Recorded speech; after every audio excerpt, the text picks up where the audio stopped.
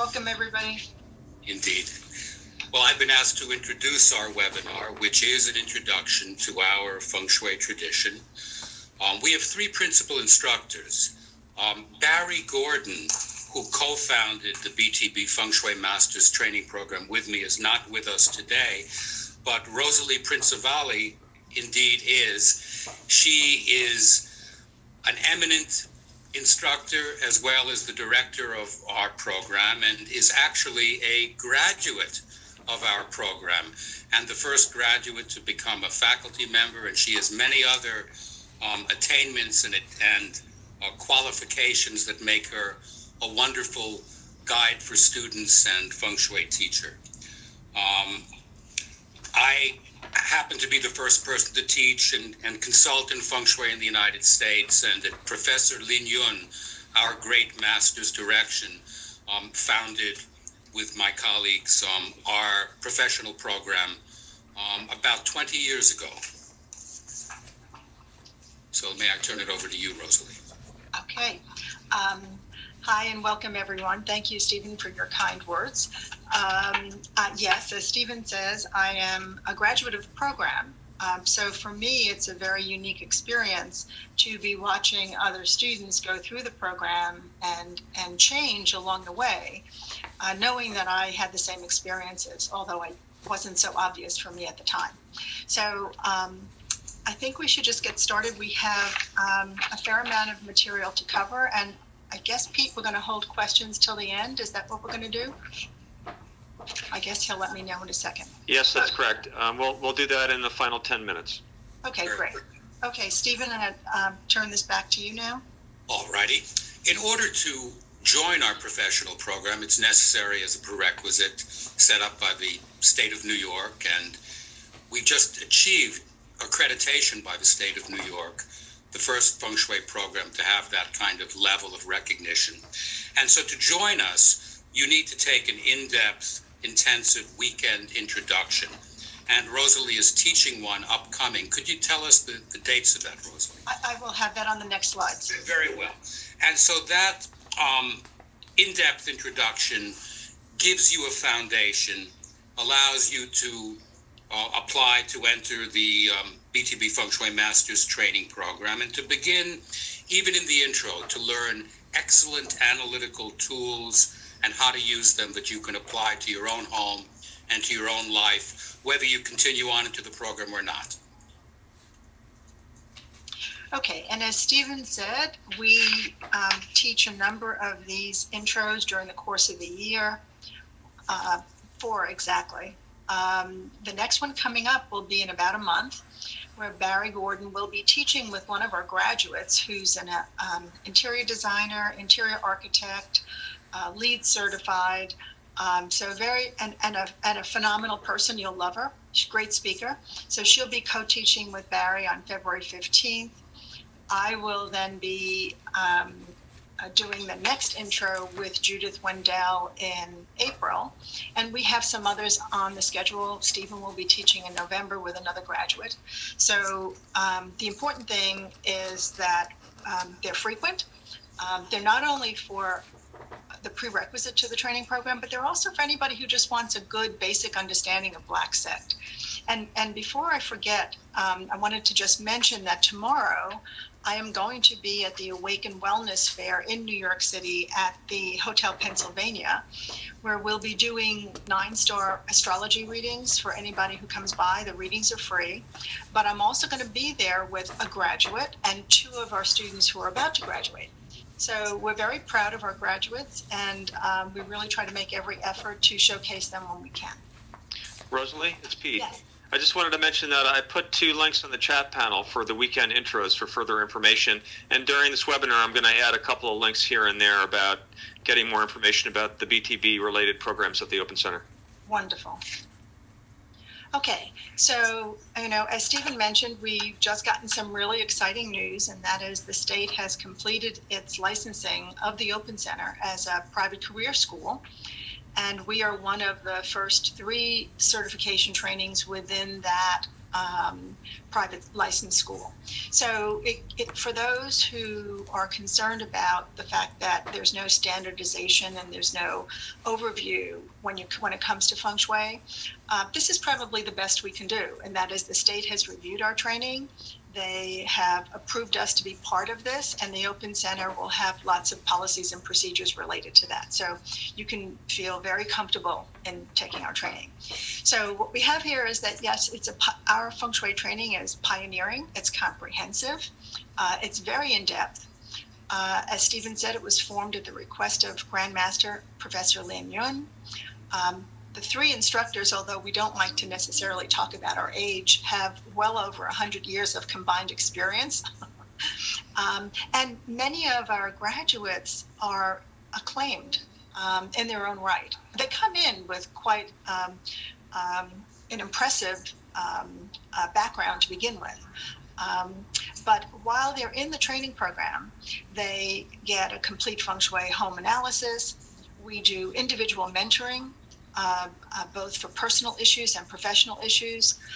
We take our students on consultations, which is, for me, the only way you're going to learn how to apply Feng Shui. I don't see how you could learn it from a book. As part of the value of becoming enrolled in our training, you get an Open Center membership, which is valued at $75 each year. It's free to our students. And you'll get a lot of support from the other students and many of our graduates. So for those of you who may be involved in acupuncture, we do give NCC AOM certification for classes. So next is, now actually this is mine also. So starting with Feng Shui. Now Barry's not here, but if he was, he would sing to you. I'm not going to sing to you. But basically, Feng Shui, even though it has a foreign name, is really not foreign to most people in most cultures, because every culture has some understanding of how you live in harmony with your environment, how energy affects you. If any of you were close to your grandmothers growing up, you probably have stories about things they've told you that sounded an awful lot like superstition. But it wasn't really, because it's only superstitious in a way because they couldn't explain it. But really what they were talking about was how they learned to stay safe and secure in their own environments. So what we say here is that Feng Shui is not unusual. The birds do it. They build their nests. Dogs do it. They find caves to live in that are safe. So for us, a home is a way to protect us. For all these other cultures, they might not call it Feng Shui, although Stephen teaches the Feng Shui of many different cultures in the course of the program. And maybe like the Chinese, they haven't recorded it for over 3,000 years. But what's interesting about the Chinese approach is that it's quite applicable to anybody and to any culture. There's a lot of intuition involved, and we help you to develop that in the course of the program. My thing is, Feng Shui is really, the surprise for me is it's really not foreign. It's something that we all grew up with. So Stephen, let's talk about what's Feng Shui. Indeed. Well, Feng Shui is often described as the ancient Chinese art of placement, but it has much more to do with the individual who asks for help than with moving their furniture. And so it is a way of coming to live in harmony with the environments of our lives, and allows people to connect their wishes, their will, their aspirations with their environment, such that by adjusting the environment, time begins to work for you. And also our style of Feng Shui focuses on personal qi, vital energy adjustments of the person. Taken together, these are very productive, of excellent results, and show a connection between our kind of Feng Shui and a broad dimension of environmental psychology. The word Feng Shui itself literally means wind and water, and comes from a poem created by one of the greatest masters of Feng Shui about 1700 years ago, who wrote a couplet in which the first line of each of the two lines of the couplet are respectively wind and water. He wrote, "The winds are mild, the sun is warm, the water is clear, the trees are lush." This description, a thumbnail description of an excellent environment gave us the term Feng Shui. Professor Lin Yun, the source of our tradition's depth of knowledge, a living Buddha, had the great opportunity of spending almost 40 years at his side, commented that Feng Shui could be defined as using all available knowledge, mundane, transcendental, ancient, and modern, to create the most comfortable and supportive living and working environments. And this implies, as has been the case, that our tradition continues to evolve, meets with the modern world productively. If we can go to the next slide, please. I'm trying. There we go.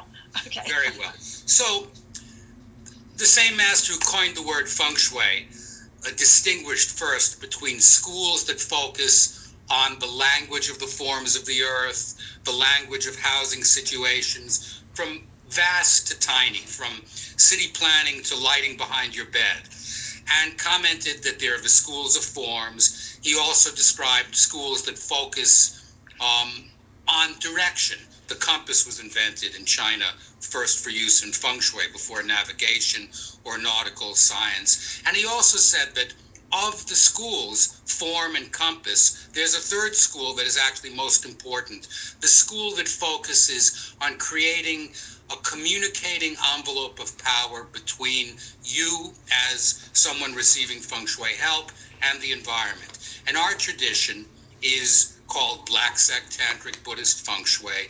And rather than focusing on direction, although we respect directions, we follow the way vital energy enters your home. The front door, for example, is a mouth of qi. And we combine and respect traditional Feng Shui knowledge as well as modern knowledge. Our tradition includes both ordinary and mundane good sense, as well as the uncommon sense of what are called transcendental solutions. We focus both on the environment and the individual in adjusting our qi. We're very interested in the invisible world as well as the visible world. And we know how to make changes and adjustments that affect the intention and the power of the environments of your lives. And indeed, Feng Shui has a very strong shamanic dimension. Our tradition is probably the oldest continuous lineage of Feng Shui. And the Burn tradition, the pre-Indian Buddhist wisdom tradition of Tibet, is fundamentally connected with our Chinese tradition.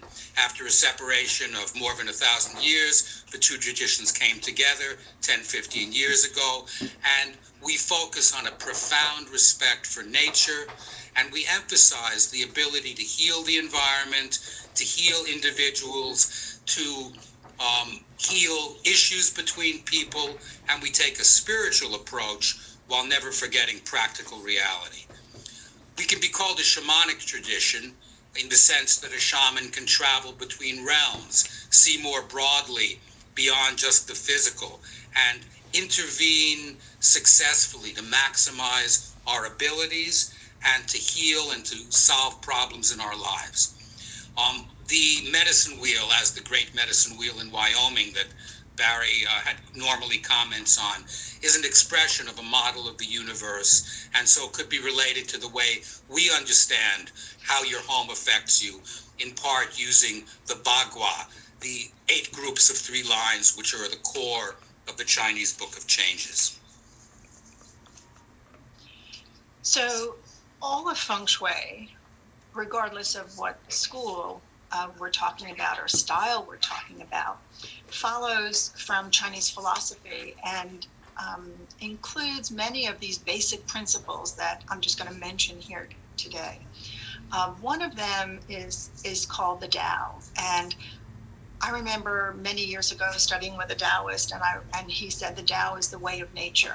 I didn't quite understand him then, but certainly once I got into this program, I understood it very deeply, because it's about us always understanding what is normal in the environment, what nature is doing from moment to moment, as a way of not only analyzing and interpreting individual spaces, but also as a way to stay safe and protected. So we've kind of, I mean, it seems simple, but we've kind of so lost touch with it, especially with all of the technology that we're always using. It's very hard to pay attention to not only nature, but what's around you. And this is what I think I learned the most from Feng Shui, is to just be aware. Pay attention, not only to what you're seeing, but what you're feeling, right? And so I think it's critical now. I often joke, I live in Manhattan and I have no clue where the moon is. You know, if it isn't coming at a certain angle at a certain time through my window, I just don't have the experience of the moon. And that's really kind of bizarre when you think about how important the moon has been to humanity over eons. So for one is to pay attention to nature. And that includes watching the animals, watching the vegetation, and using that as clues to what maybe you need to do or not do. You know, one example would be in a tsunami. You know, if you happen to notice that all the crabs were running out of the ocean, you might know to go to higher ground, right? If you didn't know that, you might still be on the beach thinking you're going to have a wonderful afternoon when you're probably not. You know, but another basic principle that we talk about and teach, and each one of these topics, we could spend days and weeks just going into them. But I just want to give you a little flavor here. The other one is a concept of yin and yang. Well, most of us have heard about yin and yang, but here we say it's a theory of opposites. So something could be fast or something could be slow. Something could be light, something could be dark. Something could be hard, something could be soft. But for me, the important thing is that they are complementary and they don't appear in isolation. You don't have one without the other. So it's always, you know, you're looking at the relationship between the two in a home, in a space, in an environment, to get a flavor for what is the energy of that environment. Now, once we know that, I know a lot of times people will say this, oh, it's too yin, it's too yang, we have to change it. And my response is maybe not, because who's living there? You know, if an environment is too yang, maybe it's okay because the person is so yin, they need that extra energy. If it's too yang and the person is very yang, then it could be a problem. Right? So it's always about thinking about the balancing of energies, the balancing of the environment. So, like I said, we could talk about it forever, but let me just get on to the next couple of topics here. Another really big topic is something called the 5 elements that I am going to briefly touch on later in this webinar.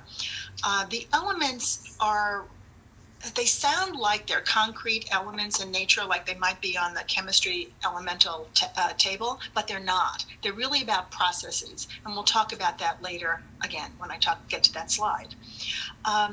Each of these, if you think about it, are involved in all of Chinese philosophy, including Chinese medicine, astrology, face reading, almost everything that falls under the umbrella of Chinese philosophy will talk about these topics in some way or another. For us, especially, Feng Shui is all about qi. It's about energy. And energy, well, Steve, I guess I'll talk a little bit about it on the next slide, but qi is the most important thing. It isn't about, well, anyway, let me get to the next slide. So normally Barry would talk to this slide because he was trained as a physicist, and so he will say that qi is the same as energy because energy is equal to mass times mc squared. Let me just leave it at that and not even try to go into the physics of it. The thing about qi is that it's everywhere. It's not just in people, it's not just in the environment, in the land or in the vegetation, but it's also in homes. Now, I used to scratch my head and wonder how it got into homes, right? But actually, the homes are made up of different components that have been exposed to different qi over the course of their growth and their lifetime. But also, people move into homes, and the homes start to absorb the qi of the individuals. So just to be aware that even what does it feel like? The qi of the beach is very different than the qi of the mountains. And that's very different than the qi of the forests. And so just paying attention as you move through your life about what you're experiencing. I think that would be, if you took only that away from this webinar, I think that would be a wonderful gift. So when we talk about qi, like almost everything else, we like it when it's somewhat balanced, if it flows smoothly, if it meanders gently, sort of like a river. You don't get right turns in nature, right? We don't like qi when it's rushing, when it's blocked, when it's moving so fast that it's like an arrow coming at you and piercing. So when you think about your home and the idea of Feng Shui, we want to walk into a home where we see that the qi is able to enter and then can collect and gather, and while it can nurture and support you, and then move on. Okay. For us, Feng Shui is very much like doing acupuncture on someone's face. We look for the places where the energy is not moving, and then we selectively use adjustments that allow the energy to start to move. Now, Stephen, I think this is you. It is. The impact of environmental qi on your qi is another vast subject.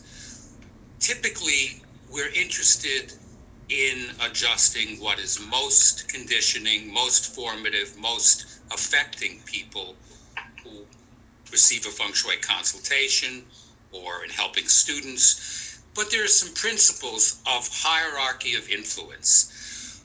What generally is closest to us tends to have the strongest effect on our energy.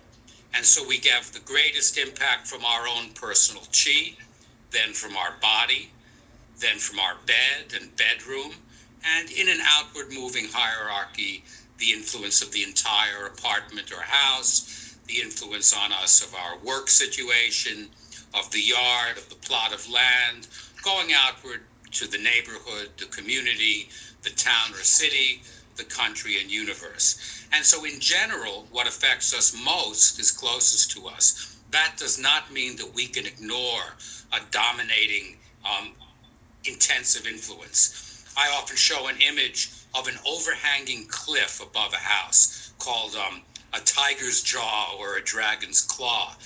While your bed is very important, if you don't also handle that dominating, oppressive influence from above, you won't have successfully adjusted the Feng Shui of that environment.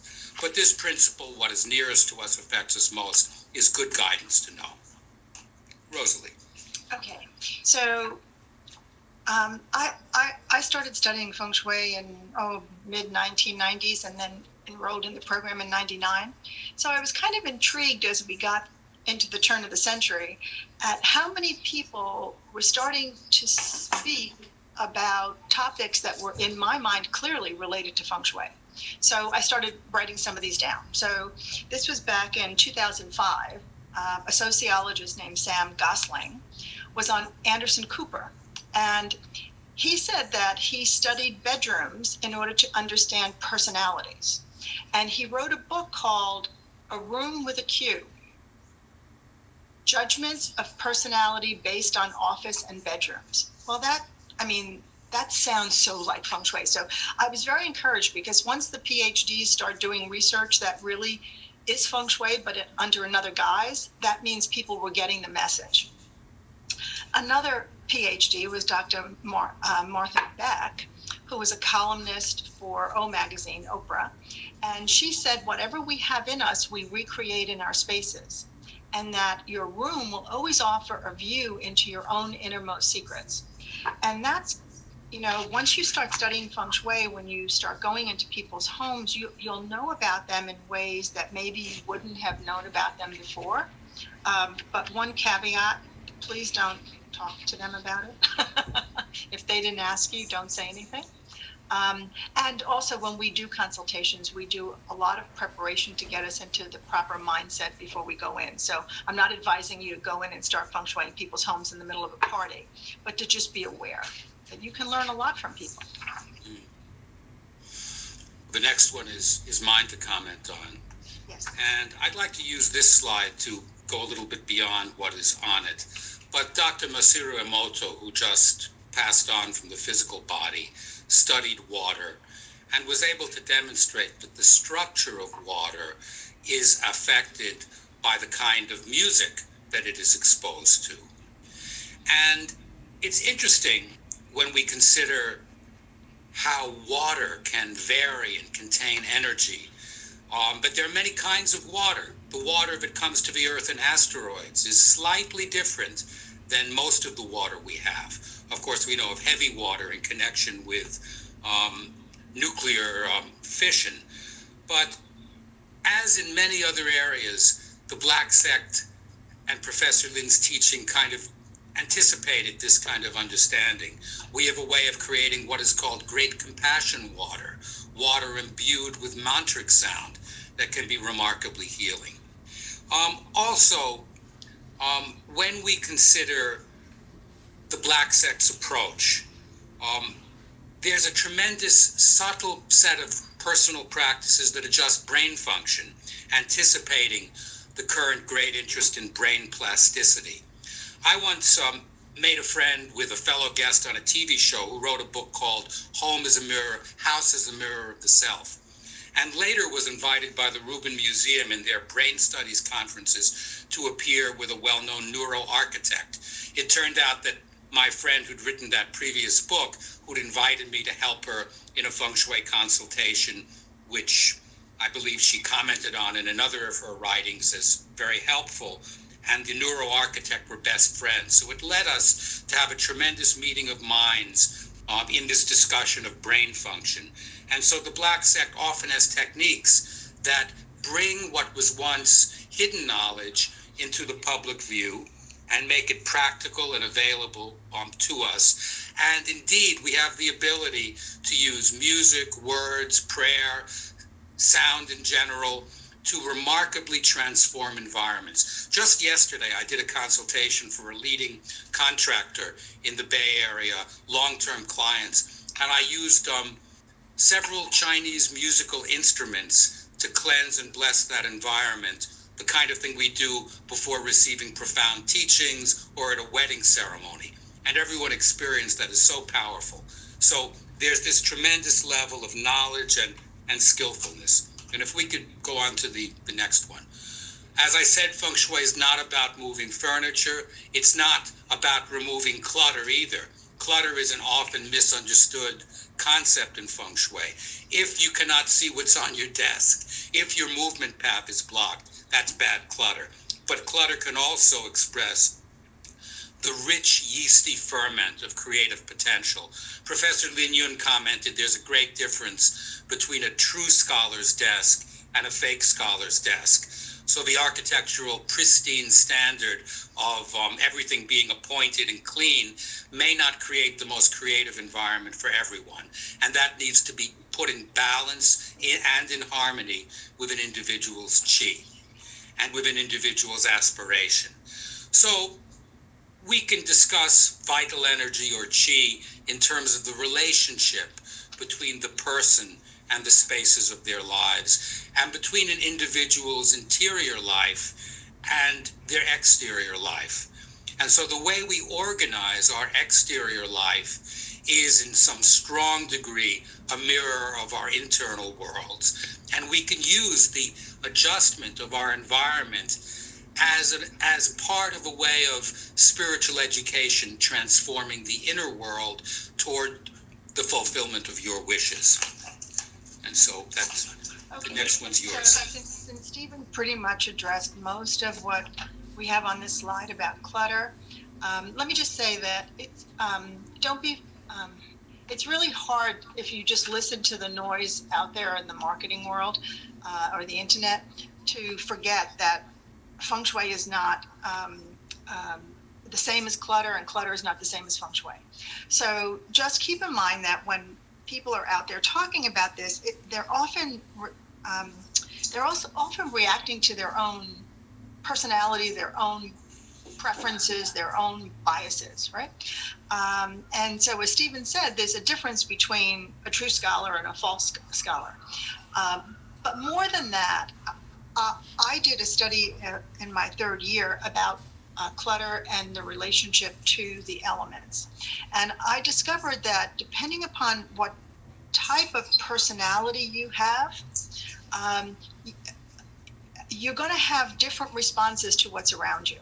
So some people are so sensitive to their environment that every little thing troubles them. Everything has to be pristine. Okay, so they need to do that, but that doesn't mean they need to superimpose that standard on the rest of us. Right? So just be careful if anybody's talking about anything that makes you feel bad about yourself or not comfortable, it probably doesn't apply to you. So I'll leave it at that. Okay, and Stephen, you're going to talk about a typical Feng Shui consultation. Yes. Well, typically in our tradition, the beginning of a Feng Shui consultation is described with the term a meeting with a friend. I just had a phone conversation yesterday afternoon with a friend who's also a student who's a social worker, and we discussed her third-year project. Rosalie mentioned her very interesting study of clutter. One of the things we ask our students to do in our program is to write a thesis or do a project that both makes your heart sing and also advances Feng Shui studies. And we had a discussion yesterday about the relationship between Feng Shui and social work. And so we meet with a friend, we open our psyches to their wants and needs, we create a mission, and then fulfill that mission. Expert Feng Shui is specific to you, specific to the individual. I wrote the Modern Book of Feng Shui. It's praised as a great Feng Shui guide, but its content is generic.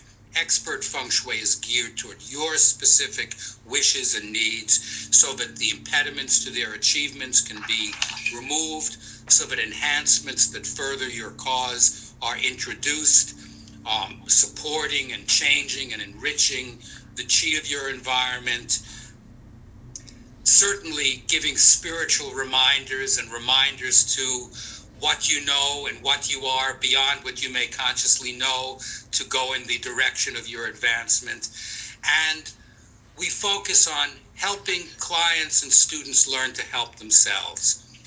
And there is a very vital methodology which we teach where you're able to bring the fullness of your being and intention to the Feng Shui process.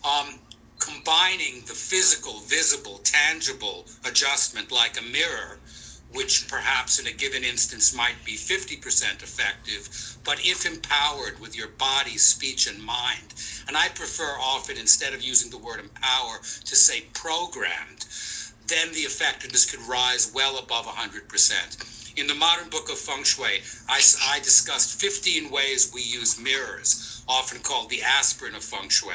Barry and I made the joke on NBC Dateline, sometimes a client will call late at night, and like a doctor, we might say, relative to aspirin, take 2 mirrors and call me in the morning. In any case, the use of intention is an integral part of Feng Shui. And let me leave it at that. And so we come now to a very useful concept that you can immediately apply upon hearing it. It's the idea of the command or the commanding position.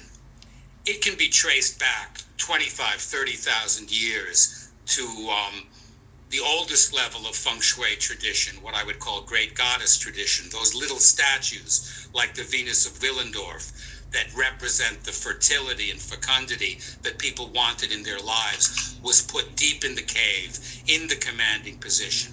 Practically, in terms of your life, we'd like the important things like your bed, your desk, significant seating, your position when you cook at the stove or when you work. We'd like you to be able to have a wide viewing area, to be able to see the door, to be positioned not directly in line with the door. And so we use the door as our guide, the mouth of chi, rather than the compass direction.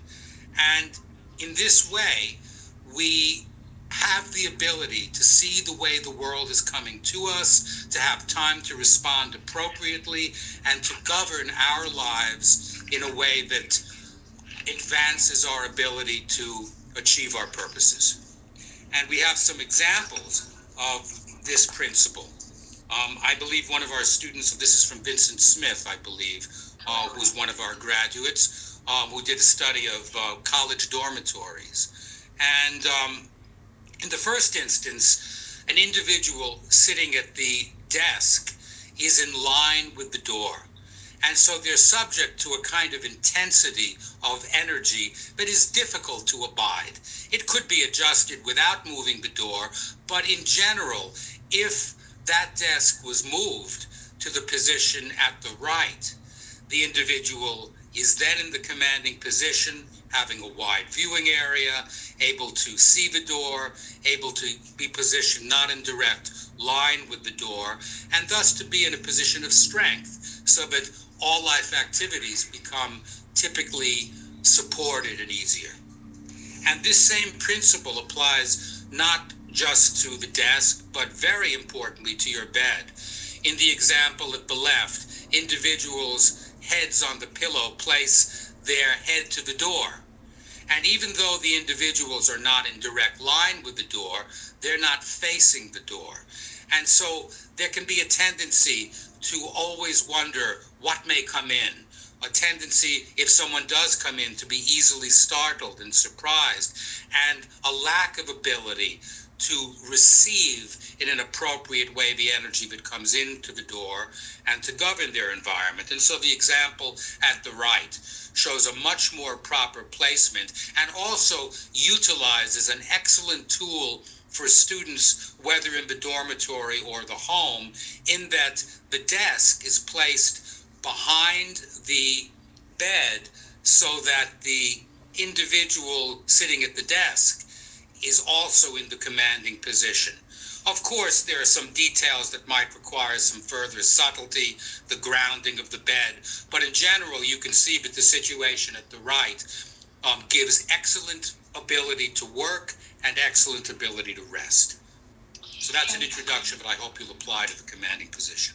Right, and the other difference in these slides, which are maybe subtle, I missed it the first few times, is on the left, both of the beds are up against one wall. Correct. In the corrected diagram, the beds have been pulled out a little bit. And the reason for that is that when you're up against a wall like this, as an adult, it's good for children. They feel secure, they feel safe.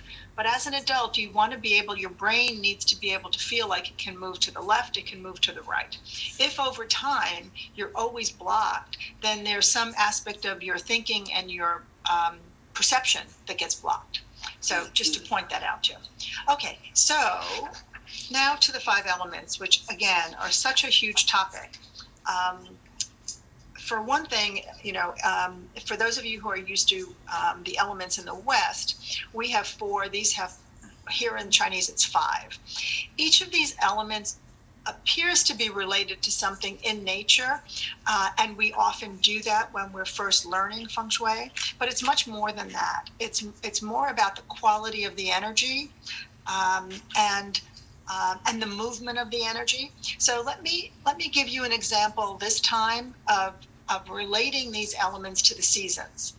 So the wood energy, as you can see here, looks like a forest in bloom kind of thing, right?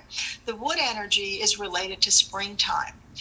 The same as springtime, it's the energy of growth. It's the energy of certainly in the beginning of spring, a little bud has to work very hard to push through the ground. And then once it's made its way through the ground, then it can continue to grow and grow. So wood is often considered life energy or growth energy.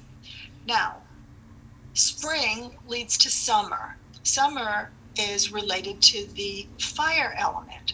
The fire element is about combustion. It's about digestion in many ways. But in terms of the summer, I like to think, because I live in an environment that has 4 seasons, it's a time when everybody's out and about. There's lots and lots of activities. Just like a fiery kind of fire moves around a lot, people move around a lot. I often see, when I go into Central Park, it's like, where did all these people come from? And then come the autumn, which is related to the metal energy. That's the time when the people are no longer running around. They start to come back home. So metal is like the energy of condensation, of coming back home, of preparing for year-end, not the year-end, but the season-end holidays. It's the time of the harvest. It's the time when you can take advantage of everything that has happened before you. So where wood is life, metal may be considered death because it's a condensation of coming in. One is a beginning, one is an ending. And each of these elements relates to so many things. If you come to the intro, we try to go into a lot of them. If you take our training, you'll be entrenched in the elements for like forever. So the energy of metal, which is now condensed, turns to winter, and water, which is winter. Just the opposite of summer. If you're living in a where I am in the New York area, instead of everybody out and about, people are now more internal. They're in their homes. If you think about the energy of a farm in ancient times, it would be the time when the farmer can't do much of anything. He's planning. He's watching the land, but the land is frozen. It doesn't appear as if anything's going on, but a lot is going on under the surface. And then in the midst of all this is Earth. And in the Chinese calendar, every season ends in a season that is Earth related. And that Earth season is like a transition between one and the other. So we have 2 months of spring, and then we have an Earth element, which transitions to summer. We have two months of fire, which transitions to autumn or metal. And it goes through that cycle like that. So, like I said, I mean, there's colors and shapes and all sorts of other qualities related to each of these. But I think that's a good way to begin to think about it, because it's more energy related if you think about the seasons. So what we have to do now, and I wanted to show you now, are some examples in the world, or in New York, I shouldn't say the world because they came from my neighborhood here, of how Feng Shui is used by very well-known people to adjust situations that might be challenging. In the first picture, that's the Trump, I forget which one, there's so many Trump buildings, but this is the one that's, say that again? Trump Tower. This is the Trump Tower. It's at the at Columbus Circle, where you've got Broadway coming. You've got a lot of main streets that are crisscrossing, and this stands between Broadway and Central Park West. This particular dome here, because Trump practices Feng Shui, and as one of our colleagues, also one of the co-founders of the program, said he did a consultation for Trump way back when. But Trump has been using Feng Shui in all of his buildings. So this globe, while it's very attractive, is really a Feng Shui adjustment to keep that building from being bombarded by too much energy that might be coming at it in a lot of different directions. The second is also the entrance, as you can see, to the Trump Tower, and where you've got this big overhanging pressure. What they did to lighten it up was give it almost a translucent effect and use lots of lights. These are all Feng Shui adjustments to deal with the qi of a specific location. And then these other buildings here, this is Trump on Fifth Avenue. That actually is Trump Tower. That's the Trump Tower. The other one is, I forget what it's called, but it used to be the Gulf and Western building, but now Trump owns it. Now, this building was designed in a very interesting way with all these cutouts here, and in a Feng Shui floor plan, if we're looking at a building, we kind of like it. The Chinese like things to be balanced and not to have things missing or cut out and stuff. So what Mr. Trump did to balance off this very intense fire energy is he planted trees along here. Now you'll see in the next picture, if I can get to it, okay, what it looks like in the springtime when everything is in bloom. So it really sort of emphasizes and enhances this building that is such a fiery shape and so many ins and outs and ins and outs. Did you want to say something to this, Stephen? Oh, yes. In terms of color, Trump Tower is significantly a black color. And in Chinese element theory, black is symbolic of water. Water produces wood. And so by having the plants and the cutout sections, which most of the year look significantly green, the feeling is water produces wood, and thus harmonious with elemental process, harmonious such that it helps the chi rise as well as balance the building.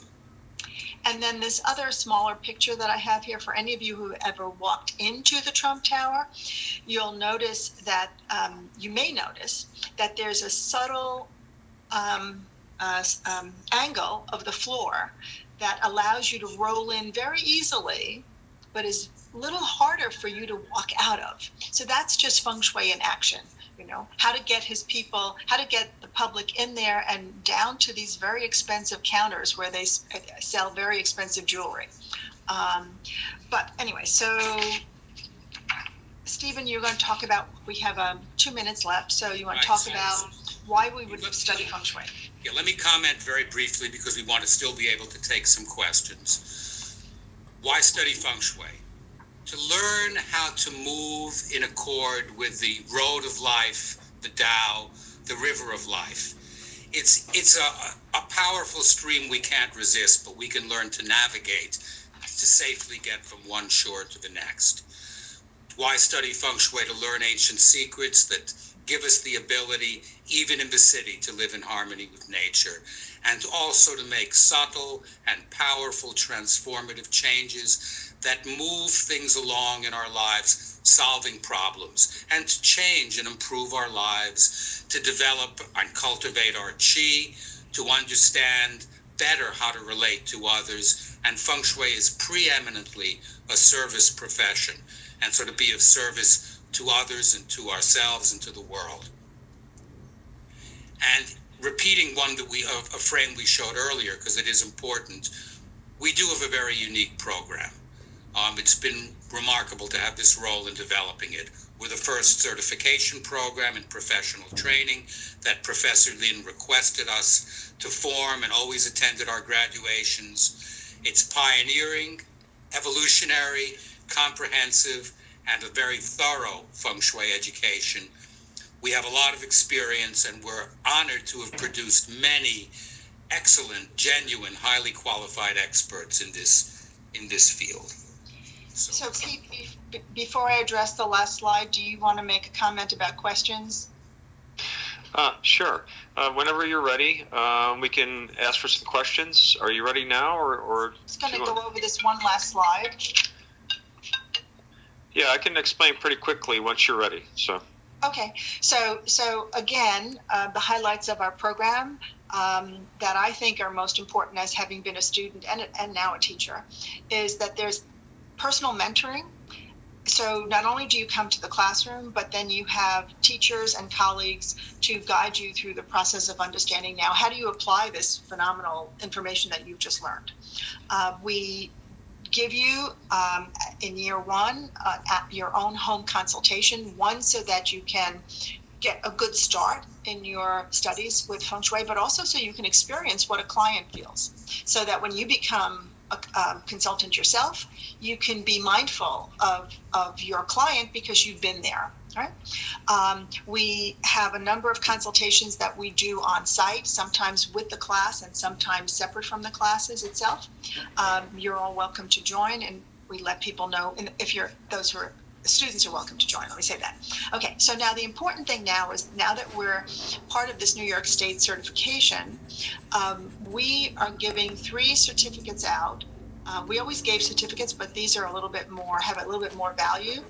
At the end of the first year, we will certify, after all the requirements are complete, the students will be certified as a BTB Feng Shui practitioner. At the end of the second year, they'll be certified as an advanced practitioner, and at the end of the third year, they'll be certified as a master practitioner. So that's our training.